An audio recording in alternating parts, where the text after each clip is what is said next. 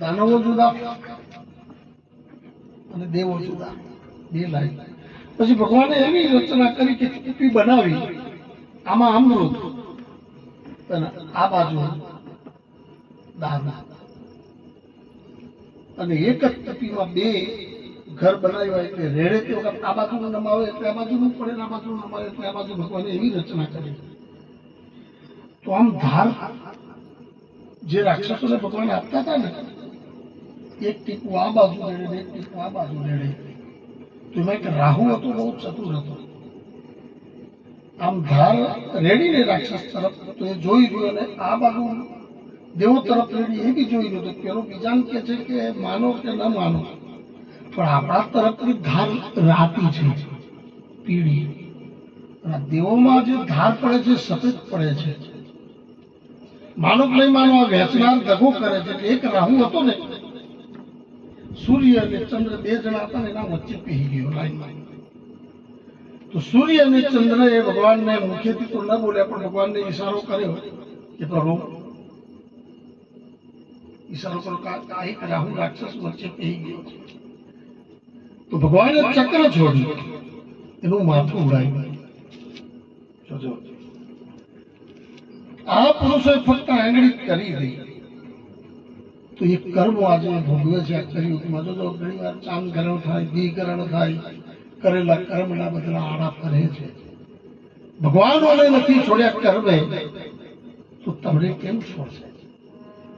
એટલે મારું બેટા સત્સંગ સાંભળ્યા પછી થોડુંક તમે સાંભળો એટલા જ નહીં, થોડુંક મનમાં વિચારી તમને કોઈક હકડક થાય. હું કોઈ ઘરમાં નથી, હું તો અડાડામાં જ પડી રહું છું. રાત્રે આવો, દિવસે આવો, આપણે બેસીને એનું નિરાકરણ કરીએ, સત્સંગ કરીએ, ન સમજાય એવી વાતો કરીએ. એનાથી મને કોઈ વાંધો નથી. તમે આવો તો પણ તમે ધીમે ધીમે ધીમે થોડા મનને મનાવો અને ખોટા રસ્તેથી સીધા રસ્તે ચાલો. પક્ષીઓની વાત નીકળી. એક માણસ હતો ને, ગામનો થોડો કામ પેલા એના જેવો હતો કે ભૂવા જેવો. તો લોકોને હવે કઈક બોકડો કાપવાનો હોય તો એવો એક આપે, કુકડો કાપવાનો હોય તો એવો એક આપે, જે કઈક પાપ કર્મો કરવાના હોય તો એવો એક કરે. સમય એક એવો આવ્યો બેટા, જોજો, આ કોઈ વિરોધ નથી, આ વાત તમારે સાંભળવા જેવી છે. ઘર પર આવ્યું જયારે માંદો થયો, 3 વર્ષ થઈ ગયા પણ મોત આવતું નથી. રડે છે, દુઃખ ભોગવે છે, પલંગમાં પેશાબ પાણી નરક ભોગવે છે. આ નરક, સ્વર્ગ નરક કોઈ ભોગવાની જરૂર નથી. સ્વર્ગ નરક બધું અહીં જ છે. નરક ભોગવે છે. આ પક્ષીઓ છે ને, જોજો કોઈ વાર તમે બોલે છે પક્ષીઓ. હવે વરસાદની તૈયારી છે એટલે આ કોયલ બી બોલવા માંડી છે. એટલે આપણા ડોહો કે હવે કોયલ બોલે છે, વરાપ આવશે.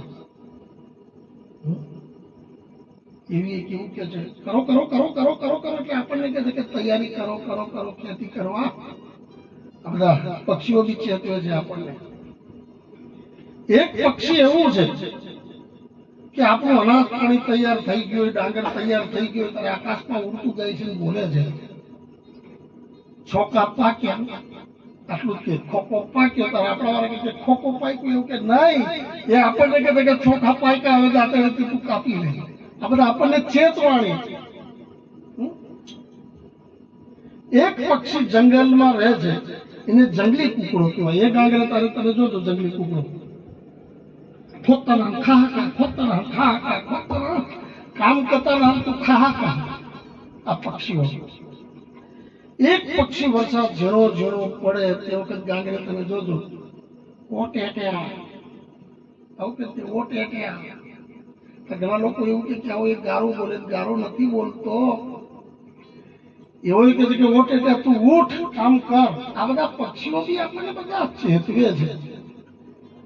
એક પક્ષી એવું કે છે, જોજો ગાગડે તારે ધીમું રંગ ગાગડે વીટી આટલું કઈ જતી જાય, તું વીટી આવું ધીમે રહીને જ બોલે. તો ડોહો અડાડીમાં હું તો માંદો થયો તો આ પક્ષી અડાડી પર બેઠો, અને ધીમે રેના પક્ષી ગાંગડી તું વીતી તો પેલો કરતો હશે મેં કુકડો કાપ્યો તો એટલે આ પક્ષી મને કે છે.